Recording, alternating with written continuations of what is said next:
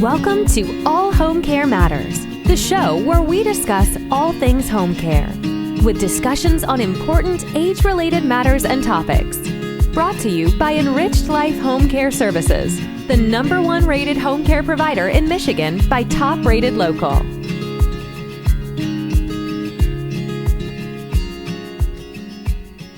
Hello, and welcome back to All Home Care Matters. If this is your first time visiting us here at the show, we want to say thank you for taking time out to be with us today. We appreciate how valuable everyone's time is, and that's why we try and make each episode here at All Home Care Matters something that will hopefully matter to you. Today, we are excited to welcome Dr. Ray from New York Streets to MD. Welcome, Dr. Ray. And thank you for having me. I appreciate it very much. It's our pleasure. So for our viewers and listeners, I just said New York Streets to MD. Would you mind taking a moment and explaining and sharing why you chose that, tag or that handle? Yeah, the reason why is because my past is very different from my present. So just to break it down for you, NYC is where I'm from originally. This is where I've been raised, and this is where I live, and this is where I learned to become a healthcare provider for nearly 20 years, going on over 20 years. I've been in NYC, but the part streets is very, very specific to the fact that I used to run in the streets as an ex-gang member, as a troubled youth, as basically a stereotypical New York City kid who was raised without a father. But then I went back to the streets to work as a healthcare provider, specifically in pre-hospital care as an emergency care provider, EMT, paramedic, and then MD, because I made the transition from the streets to becoming a medical doctor. So, long story short, I went from being a high school dropout to becoming a medical doctor, and the name NYC Streets MD, at least to me, encompasses all that stuff, So you said you went back to the streets, but as a healthcare provider, what were you doing providing care in the streets? Was you a paramedic, an EMT, firefighter? Yeah, so I currently still am a New York City, New York State paramedic. So I became an EMT in 2003. I became a paramedic in 2007. And then I rose through the ranks and became a medical doctor in 2017. That's tremendous. Tremendous. Yeah, thank you. What was the calling to healthcare that really drew you? Was it helping others? Was it the recognition? What brought you to healthcare? So that's a two-part answer. The first one was that although I was in the streets, I was always the good guy. Like while everyone was committing crimes in my vicinity, I was always the one saying, "Hey guys, the police is coming. Let's go. But the police was never coming. It was just me trying to get them to stop what they were doing. So my conscience always guided me towards helping people, even though I wasn't in the vicinity to do so. But I did it whichever way I could. Then secondly, there was a time in my life where I was shot at. People were shooting at me. They wanted to kill me. I eventually found out who it was, and I was getting ready to get payback. I wanted to commit homicide. I wanted to murder this person. And when I found out who that person was, my ego was bruised and I wanted to get payback. But then I heard an echo in my brain and my mind. I remember I was in the Dominican Republic sitting at the top of the steps. I was looking at my mother. She was in a wooden rocking chair and she was just drinking her coffee after eating food at noon. And I got this echo in my brain that said, if you continue down the path that you're going, you're going to end up dead or in jail. And anybody who's in the troubled youth or anybody who's wise could remember hearing those words, right? Especially if you gave it to a younger kid who you saw was going down the wrong path, or if you were that kid, you probably heard it yourself. And I heard it all the time. But for some reason, this time I actually paid attention.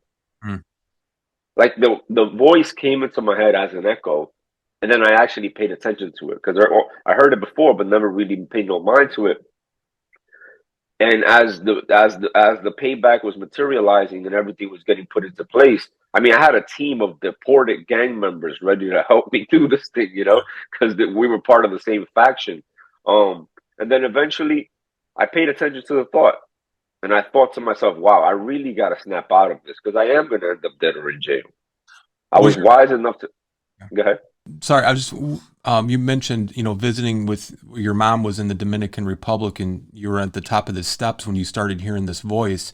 Was your mom now living in the Dominican Republic or were you guys just on vacation? No, we were living because Oh, she actually deported me.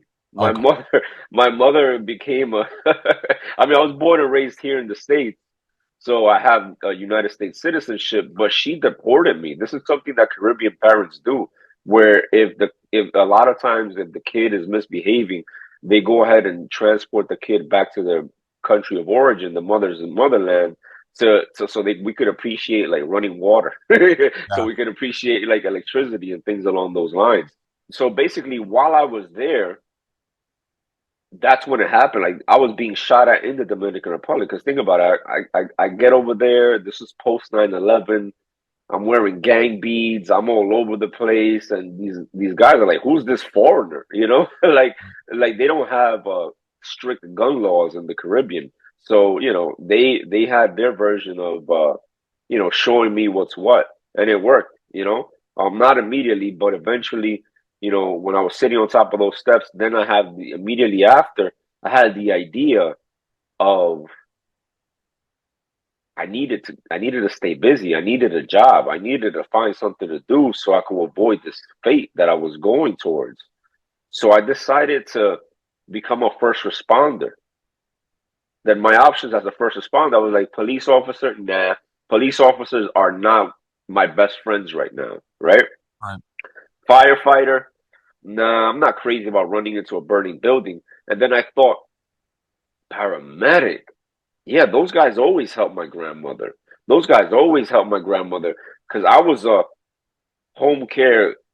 I was like the caregiver from my grandparents, Sure. and that's why I have so much affinity for your page because what you guys offer, the information is so invaluable. Like you even have this thing where you're trying to take under consideration the consent of people with dementia. Like that's awesome, and it pulls strings in my heart because although I was going through this process in my life, I was the one taking care of my grandmother. Like I would sleep with her and like check her out whenever her sugar dropped because she was obese. She was suffering from all the things that a person with a sedentary life would have, and that's what led me to healthcare. Like my grandmother, that experience, that calling, and that was in 2003. I became an EMT. Now it's 2023. 20 years later, I could tell you I have 20 years of experience Right. as a healthcare provider, which is pretty like, when you say it out loud, it's like, wow, that's pretty crazy. Time So flies. yeah, it does. It does. And the remarkable part about this is, you'd mentioned, raised by a single mom. She then deports you to her, to your country of origin, even though you were born and raised here in the United States. And you're now starting to go through this transition to, instead of, running the streets, doing stuff that you maybe shouldn't be doing, now you're going to be running the streets, doing the things you should be doing by helping others and emulating what you had saw done for your grandmother. What was your mom's response to it? A sense of relief. Mm.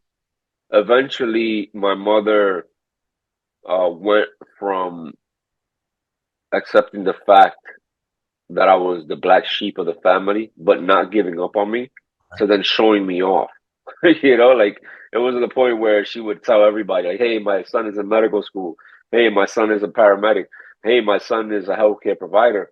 Oh, does somebody need to be transported in the wheelchair? Because we'll have like visitors that were like, wheelchair bound or has some kind of sickness or any type of disease. And as soon as I was able to take somebody's blood pressure, I became the doctor of the family. Because eventually I became the doctor. But even as my beginning in healthcare, it was something that my mother always showed off.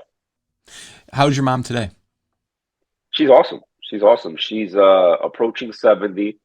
Okay. She's doing very well and her health is good. And I'm actually very proud of her because she's always doing house chores and it looks like a burden for her, but it's actually one of the things that keeps her You're going. vibrant. Yeah, it keeps her going because it's like she's moving her body. It's like her form of exercise. Sure. Yeah, So so yeah, she's doing great. when we're going to jump around here a little bit. So, you got your first responders, you ended up becoming a paramedic, which I believe you're still currently a licensed paramedic now as well, correct? Yes, sir. And Yes, sir. you got your medical degree, your MD. Now you're taking this story and, we'll call it kind of the trials and tribulations that you had to go through as, a child, a teenager, and you didn't take your circumstances and use that as a crutch or use it as an excuse to just not do anything and not contribute, and you ended up going into Barnes and Noble, I think. Is that the bookstore, Dr. Ray? Yes, sir. Yes, sir. And you're not currently practicing now as a physician, and explain why, though. And I thought that made such sense when I was reading your logic and reasoning behind it. Why are you not practicing as a physician? Because 99.9%, and don't quote me on the specific decimal to the decimal, but what people suffer from could be remedied with a healthy lifestyle. Yeah. Like if you look at your medicine cabinet and you're like, I got high blood pressure, I got diabetes, I'm taking this for anxiety, I'm taking this for that, I have an autoimmune disease. I mean, it's easier for me to say it because I have the hindsight. Right. Like I went through the medical training, I understand the link between inflammation and every single disease that's known to mankind. I understand the link between stress and every single disease that's known to mankind. And it's not just from the book. Right. Like I lived this. I was 70 pounds heavier. My kidneys were failing me. I had suicidal thoughts. I was depressed. I had addiction. I'm a like a like this bounce back story. And the funny thing was, I remember my body was covered in psoriasis from the stress of medical school. And I was very, very stressed, coursing a divorce. I had 2 kids while in school. And I was worried about paying their diapers. I was worried about passing exams and becoming a doctor. And the stress, it got to me. Because, guys, or ladies and gentlemen, stress is able to turn on genetic switches that'll turn on an autoimmune disease, that'll turn on a stroke, that'll turn on, for lack of better terms, or cause a heart attack. Like you could be in your 40s, and if you have enough stress, and you have to find positive venting mechanisms. So I went to my dermatologist, who happened to be my teacher, my professor, right when I was coursing this issue. Like I was in the class while I was in the semester of dermatology while my skin was all over the place. And I was taking rheumatology as well. And I started learning, like, I have an autoimmune disease. And they gave me really high dose steroids, Prednisone. really high prednisone, and like something even stronger. Then I had the rebound effect. Guys, if you research, prednisone, steroids is one of the biggest, the most prescribed medications in the world, and there's definitely instances where you need them. But if you read the adverse effects, you're like, oh my God, right? And then there's something called the rebound effect. So as soon as they wean you off, it comes back stronger. So when I was in that episode, 6 weeks into the semester, I went to the dermatologist, my teacher, who I was used to the camaraderie of paramedic, of first responders, of the infantry of medicine. That's what EMTs are. I was used to that type of camaraderie, like kind of like a paramilitary type of thing. So when I go to her office, I'm expecting the same treatment in my mind, in my ignorant mind. You know what she gave me? She wanted to give me methotrexate or something along those lines. It's an anti-neoplastic drug used for cancer. Hmm. And I know this because I was also doing pharmacology, Right. So I was like, wow, this system that I'm pouring my heart into is failing me. They don't have my back. They don't have my best interest in mind. And at the end of the day, in general, the whole healthcare industry puts a Band-Aid where you need stitches.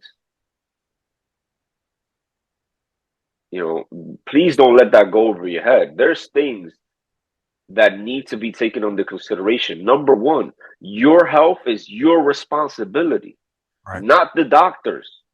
So if I get into a car accident, God forbid, and I need a trauma surgeon, by all means, take me to the hospital. But for stuff like anxiety, for stuff like depression, for stuff like obesity and the adverse effects of obesity, which is like, high cholesterol, high blood pressure, diabetes, all these things, you just got to lead a healthier lifestyle. And this is wisdom of the ages. All right. Socrates. Hippocrates. Hippocrates said, and I took the Hippocratic Oath, by the way, when I graduated and became a doctor. He said, let food be thy medicine and thy medicine be thy food.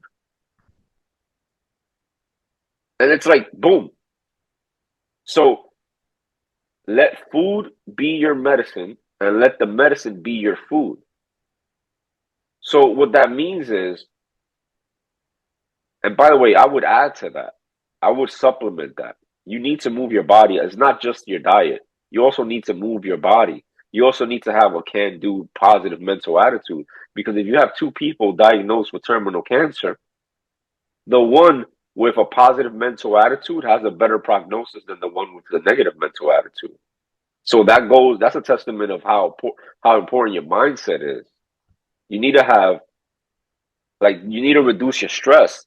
So in my case, when I started taking in all these variables, when I was noticing what I was doing, I was like, why would I continue going down this path? Like, more power to all the doctors. Somebody's got to do it. But I entered medical school knowing that I was going to become a doctor / businessman. But like, my whole goal was eventually to have my own business. I have that entrepreneurial software in my brain where I prefer making my own decisions. I prefer not being told what to do, and I prefer these type of interactions with another high level individual because, back to what I learned in Barnes and Nobles was, hey, if you can do it, I can do it.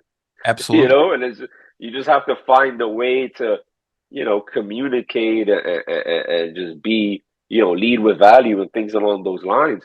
So, that's a long answer to your short question. That's okay. What Yeah. I want to ask real quickly, because we brought up Barnes and Nobles again, and unfortunately, at least in our area, Dr. Ray, there's not too many of them left. It's, you got to go online to get everything. But during that transformational awakening for you, if you will, in that self-care section, was there one or two books, or maybe there was more, that really hit the right note with you, that really had an impact? Is there any books that you would recommend maybe viewers and listeners to check out? Yeah, definitely. Well, the first thing I want to say is there's nothing new under the sun. Right. And avoid, because the motivational self-development genre is a multi-million, possibly billion-dollar industry. And it's because you get a false sense of accomplishment. And I fell victim to this. Like, you'll listen to like 80 books. Like, look at my bookshelf. I read all these books, but have you applied even one of them? Right. So always remember, and this is something I want to share immediately because I want to help the listeners avoid the pitfalls and mistakes that I did, where I would listen to this content, I would consume this content, I would read this content, and it would like give me paralysis by analysis. I would be paralyzed by understanding what they were saying to the fact that I didn't do anything. But, to answer your question, the very first book that changed my life was Become Who You Were Born to Be by Bob Stauza. And I highly recommend people get this book because it goes back to what I said earlier, where if you can do it, I can do it. And this was the lesson that I learned from this book. Such a valuable lesson. You hear it all the time.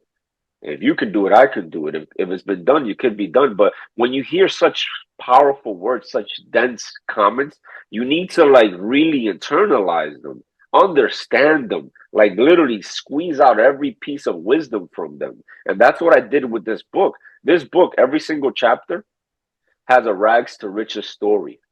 He goes over the rags to riches story for the owner of Starbucks, for the owner of football teams, for Oprah Winfrey, for Jim Carrey, for Sylvester Stallone, and he basically compiles it in a very entertaining way how all these rags to riches stories are just like he sinks them into each other. And as I was reading this book, I got hope. This is one of the best things you could ever give somebody is hope. It's inspiration. Was that the first time for you where you said, coming from a lower financial background, single mother home, was that the first time somebody, and this was through a book, but was that the first time you ever said, you know what, there's no reason I can't do these things? Exactly. Because prior to that book, especially in my childhood, my goals, as crazy as they may sound, my goal was to be incarcerated for something more violent than my neighbors and my cousins. Wow. Like I was raised without a father. Right. So my father figure became gangster hip hop music in the 90s in New York City, post crack epidemic. Right. Gangster movies, and like gangster relatives, and gangster neighbors. So my mother, she had the language barrier and she tried her best to keep me away from all the bad influences. But, we always find a way. So I found a way to do negative things. And then eventually, after I became an EMT, I was starting to be exposed. Like this, guys, if you walk into bars and over, if you have the privilege to, they have this section that says self-improvement, and all the books for self-improvement are in this one shelf, or this very large shelf. And it was like an oasis of possibility for me. Like once I found this place, I was just like, wow. How did as you're embarking on this self-improvement and transition period, how were your friends that you used to run with? How were they reacting to you? Did they still embrace you, or did you become too good to be around them? Or it's funny enough, I was still in their presence. I was still like, once I found this information, I feel like the best knowledge is the one you share with someone. Yeah. But I would like to add to that, because now I learned that it's the best knowledge is the one you share with someone who's ready to receive it. Yes. But at that point, I didn't realize it, so I was trying to bring them with me. Like, guys, you got to become an EMT. You got to, this job security. You can buy a big screen TV. And, you should read this book. So I was lending them the book, like read the book, but they were not applying it. So, it reached this point where, funny enough, I was escaping the Matrix, and they used to call me Morpheus. Like, sure. I think this was before like we understood what the movie Matrix was about. But they were like, "Yo, here come Morpheus again. Yo, here come Morpheus." Like, because it was like they found a way to like make it funny that I was wiser than them. So definitely it started to increase the distance of our relationship. And unbeknownst to me, that was a blessing in disguise. Right. Because these guys are still, unfortunately, still living with their parents. They probably don't even have a high school diploma. And they have dad bods while having a recreational drug addiction. Right. And here I am, 38 years old, in the best shape of my life. I got remarried. My wife is 14 years younger than me. I just had a baby daughter. She's 2 months old. Congratulations. I do martial arts. I have a business. I'm living the life of my dreams. Well, you don't just do martial arts. Aren't you like a 2nd or 3rd degree black belt? Or No. I am a blue belt. Blue belt. Under Renzo Gracie, Brazilian Jiu-Jitsu here in the Bronx. Wow. So and I've been training. There's something I used to do before which was boxing. And I used to box, then I did a little bit of mixed martial arts. I did Taekwondo, and now I've been settling into Jiu-Jitsu. I don't know if you can see, but like my cauliflower ear is forming. Like, 'cause my ear's a little bit swollen from last night. So Dr. Ray, so now you've kind of completed your transition. You're a businessman, you have your blue belt, you're doing jiu-jitsu, and all of these wonderful things, and you're helping people in the city of New York and your boroughs through being a paramedic.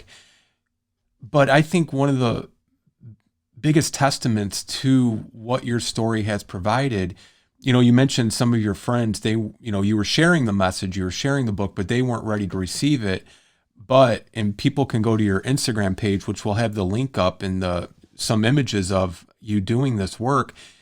You have found people that are ready to receive your message. Yes, sir. Share some of those stories, and share what you're doing to impact these people. Yeah, so one of the people because my clients become family, and we end up loving each other. Because, the more stuff you go through together, you end up building a stronger bond. If you think about anybody who you have a strong bond with, it's someone you went through something with. So one of my success stories is a girl named Mariela, a business owner, a woman. I say girl, but she's a woman. She's a grown woman. And she had different businesses scattered throughout the Bronx, like literally 6 to 7 figure owner of companies and producer. But she made the mistake I made, which was she prioritized professional development over personal development. And then one day she woke up, like, I'm in this place financially where have reasons to be grateful, but personally, I don't know how to deal with the stress. I don't have the tools to combat everyday life. Because a lot of times, people's definition of enjoying life actually accelerates their death. Like, think about it. If you're a salesperson and you just won a $200,000 commission, a $500,000 commission, you go celebrate by smoking a cigar, having a drink, and eating a fatty meal, which is actually accelerating your death. Right. So now she's one of those people that, we started working together with a mindset program. Because, like, for me to make those transitions in my life, I received so much jewels, so much wisdom from all these different people that came across my life. I learned so much that now I packaged it into a mindset program that also includes making them stronger physically, financially, spiritually. And this is by leveraging the mind-body connection. And, just to give you guys some stats, on average, when I work with these people, not only do we have this very strong bond because it's like a family environment, but they also double their income. They increase their confidence. They lose 2 to 3 pounds of body fat per week while simultaneously gaining muscle. They change their mindset and they quit all addictions. And how? Because once you learn something, you can teach it. Right.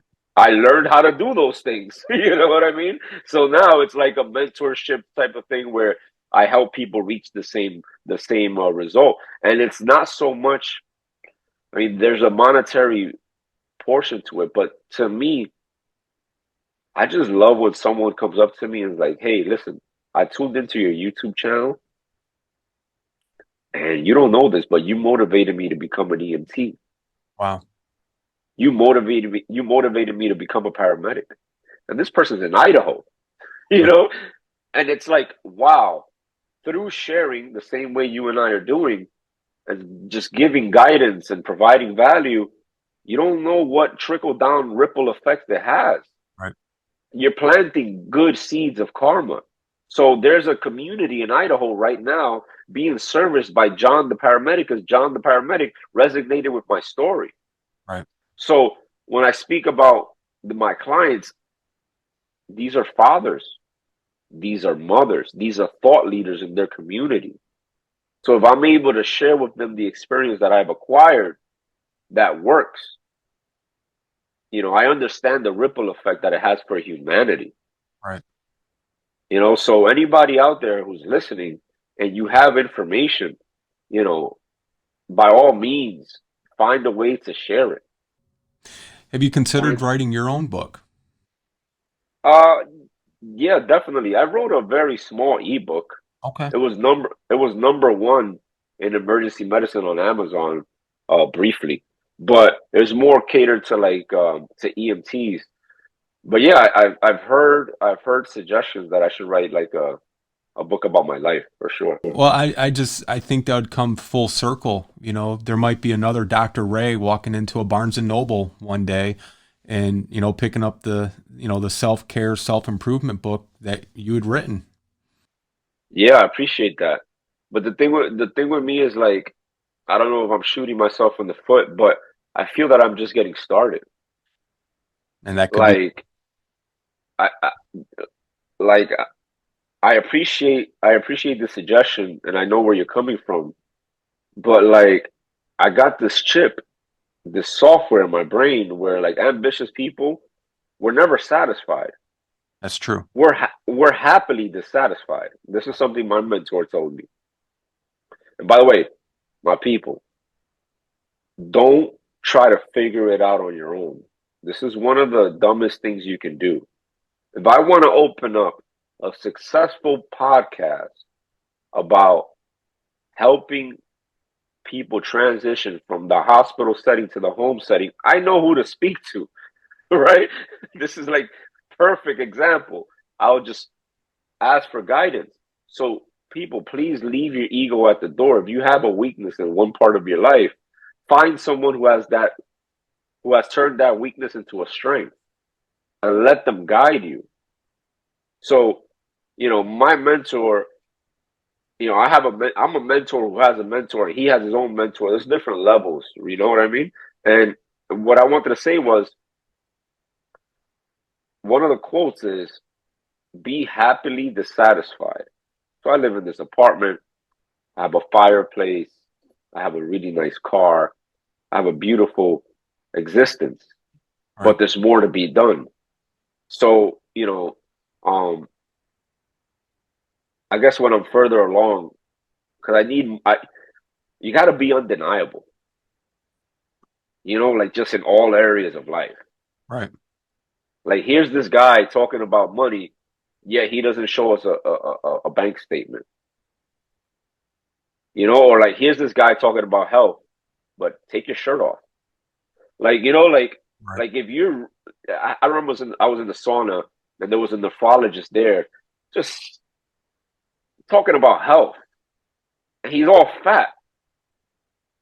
And he's a nephrologist, a doctor. I'm like, Right. I'm a doctor too. And we're both sweating, and I just finished working out. And I was like, sir, with all due respect, you know, it speaks for itself, And he's all like, beta blockers and like, all this doctor terminology that I'm very well versed in. But I'm like, yo, just keep it simple. Kiss, keep it simple, stupid. Right. Like, like, bro, how many push-ups can you do? You're a doctor. Great, good. You're probably the same doctor who takes a cigarette break in between patients. Like, what the heck, So I got tired of, you know, it just didn't align with my morale. Right. Yep. So, Dr. Ray, if we talk again, and we'll talk before this, but if we were to talk to you 5 years from today, where's Dr. Ray's life at? Dr. Ray's life is so I can answer this question really fast and I'm slowing myself down because you got to write it down so it could become a reality. So I've been able to manifest all my, and this might sound like some hocus pocus thing, but I keep hearing about visualization. I keep hearing about writing down your goals. And I do this all the time. And literally, my vision boards always, I could check them off. Right. So 5 years from now, Dr. Ray is making $30,000 a day. He's acquiring 100 new clients per month. He's a business to business expert. He's a black belt in jiu-jitsu. He's an arms expert, which is like guns and machetes and I'm a healer, but I'm also a warrior. I'm a healer warrior. So I enjoy like martial arts and stuff like that. My mother has nothing to worry about. My kids, my two sons, Reynolds and Xavier, live with me. I have a luxury 7-seat Escalade with like a luxury house, and I'm a business to business expert helping people with corporate wellness, and I'm bringing this information and changing the world amongst other things. So 5 years from now, 5 years from, bringing that all together in one compilation, I'm one step closer to being the man I'm supposed to be. Because then we got to think about 10 years from now, 15 years from now, 20 years from now. But I have so much faith. I think that's the reason I have, the reason I have so much faith is because my confidence is through the roof. And the reason why my confidence is through the roof is because I trust myself. Like, whenever you have low self-esteem, whenever you have low confidence, it's because it's like an accumulation of times where you didn't follow through on what you said you would do. So you lose trust in yourself. You know what I mean? So, like, for example, when I met my wife, 3 months later, after meeting her, I proposed to her. Like, a few months later, within the year of meeting her, we were married. How many years have you been married now? 2 years. Congratulations. Thank you so much. And, the timeline is like, what? Wow, that's crazy. How could you, like, meet a woman and marry her so quick? That's because I proceed with offense. I'm not thinking prenup and all these things. I'm thinking of myself as a man, because yes, I'm a doctor, yes, I'm a paramedic, but before all that, I'm a man. Right. As a man, my duty is to protect, provide, and lead my household. So if I can protect myself with martial arts, if I can provide for myself with this business acumen and the value that I bring to the world, and I lead myself when I have my habits, my decisions, and things along these lines, leading a household becomes easier because I'm leading myself properly. So, I proceeded into this marriage with faith because I had faith in myself. And I know, as the head of the household, if I'm good, everything else is good. So if you're a listener and you think to yourself, wow, my marriage is not working too well, my kids are misbehaving, even my dog is misbehaving, that's your mirror. Mm-hmm. Like, they're a reflection of you. You're the man of the house. They're following your lead. So take extreme accountability. Now, don't go cry in a corner, because there's no need for that. Take extreme accountability and then do something about it. Like, first, like, the number one way to overcome an addiction is to first be conscious of said addiction. Right. It's the same thing with this. If you're having a problem in your life, then the first thing you need to do is understand why, or understand that it's there, and then do something about it. So, just to bring it full circle, 5 years from now, I see myself being one step closer. And then, once that happens, I'm sure I'll have other stuff on my bucket list. I'm sure. I'm sure. Well, we're here for it, and we're excited to watch you continue to just, make waves and doing such good work, and, helping people and changing mindsets, eating healthy, staying active and physical. Those are all key components of a healthy lifestyle. I like to tell people, you can take a medication like an antidepressant, but if you don't change anything yourself, the antidepressant doesn't do anything for you, and it's a tandem. Yeah, for sure. And listen, there's a lot of caregivers tuning in. You have to understand, people rely on you to perform at your highest level. People rely on you, your relatives, your loved ones. If you're taking on this responsibility of making sure that you're their healthcare proxy, that you're transporting them safely, that you're going through the motions of having the right paperwork in order, you need to be performing optimally. Right. You need to be, like, super duper conscious of everything that's going on. But that's hard to do if you're unhealthy. That gives you lack of clarity. And the lack of clarity usually comes from gluttony. Like, after you eat a very big bacon cheeseburger with French fries and soda because there was nothing else, quote unquote, for guys who are not watching the video. I'm throwing air quotes up. There was nothing else to eat. Think about the lethargy that you have after eating that. Right. And then you're not performing optimally, and you're indirectly letting your people down. Right. And this is a lot of pressure. A lot of people may hear it and they're like, oh wow, this guy is very XYZ, whatever they want to call me. But at the end of the day, a real friend is going to tell you what you need to hear, not what you want to hear. So Absolutely. this is way bigger than aesthetics. Like people hear like eating salads, and they hear about working out and martial arts, and they think it's ego driven. That's when you're in your 20s. Right. Like when you're in your 20s, you're like, yes, I want huge biceps. As I approach 40, it's therapy. Right. As I walk into the gym, as I walk into the martial arts dojo, it's therapy. Like I don't look at it as that. I look at it as this is where I vent, because I used to vent with a 6-pack of beer on the weekends, the cognac, the cigar, the hookah, the cigarette, the Oreos, the pizza, the pornography, the anger. All these things were my venting mechanisms. So I just want to tell you guys, you're under stress, and that's totally understandable. It's a part of life. It's what makes you anti-fragile. But if you don't know how to mitigate that stress, then you're just going to become more fragile. Right. While simultaneously taking on the responsibility of the people that you love the most. So I dare to say, this conversation is not about you. You that is listening, you're a mother, you're a father, you're a caregiver, you're someone on this earth. If your cat relies on you, it's no longer about you.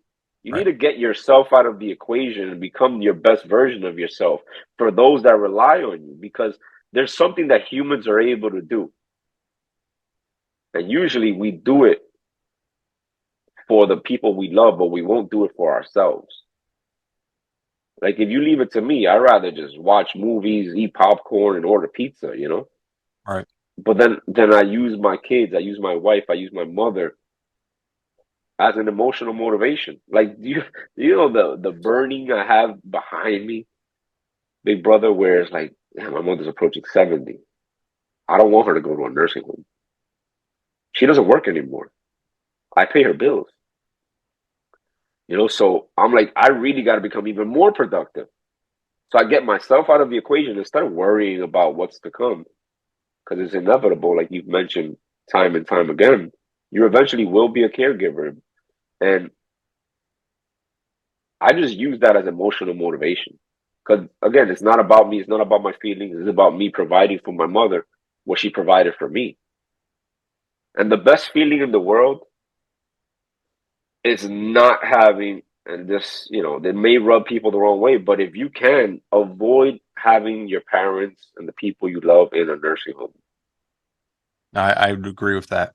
Absolutely. Avoid it. Listen, my grandmother, the same person who indirectly encouraged me to be a healthcare provider, there were times where she like broke her ankle and she needed rehab, so she had to go to a rehab center, which was AKA nursing home. And when I visit her, she was oxygen dependent at this time in her life.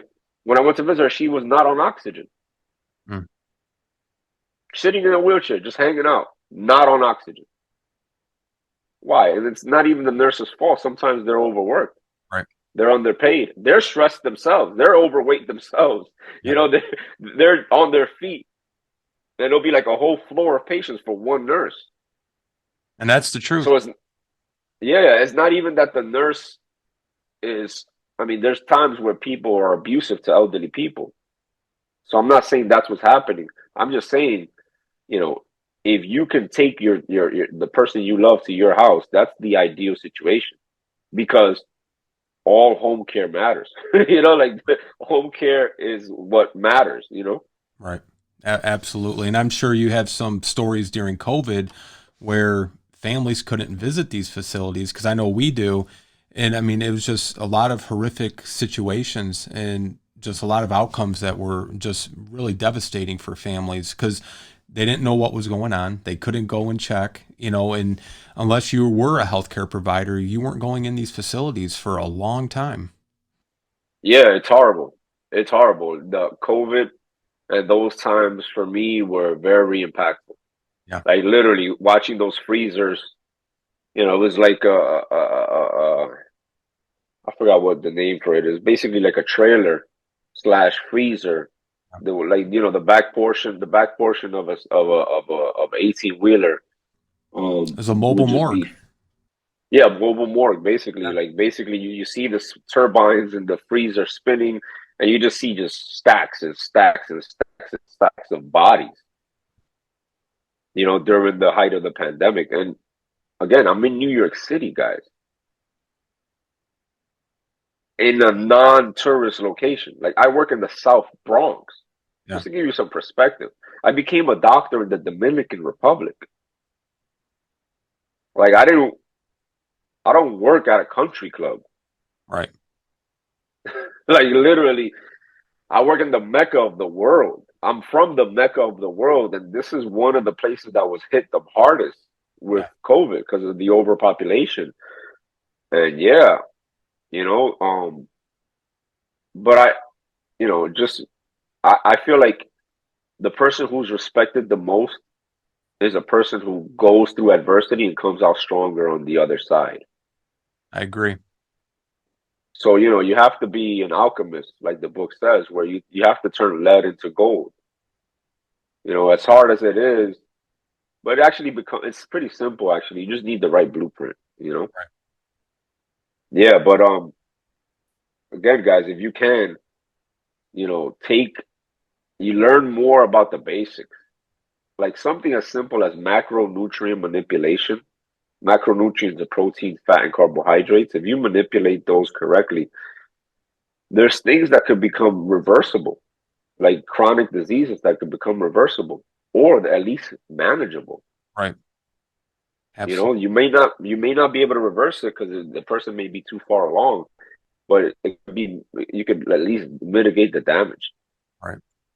Well, Dr. Ray, it has been a real joy getting to sit down and talk with you today. And again, I'm probably one of your biggest fans, and I just really respect and admire, your story, and even more so the work that you're doing now to help others live a healthier life, but also showing people who may be sitting there thinking, like you may have at the very beginning, this is my environment. This is what I was born into. This is my situation. There's nothing I can do about it. But you're proving everybody wrong by showing them that's not an excuse, that anybody can achieve what they want if they put their minds to it. And anytime we can have you back on or help, we'd be happy to do so. And hopefully we'll talk again before the next 5 years.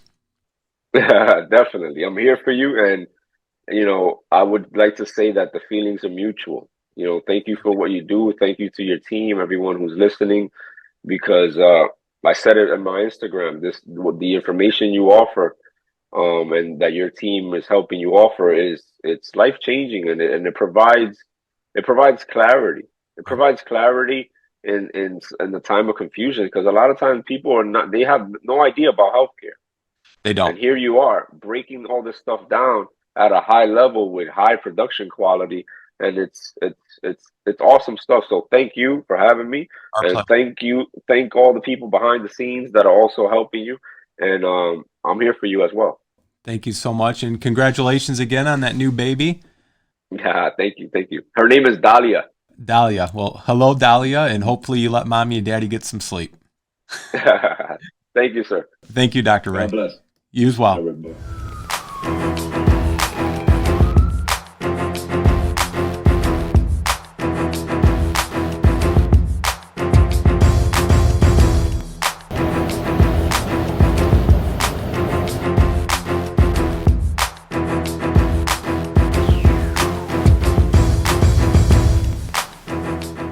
Thank you for joining us today here at All Home Care Matters. All Home Care Matters is here to help families as they navigate these long-term care issues.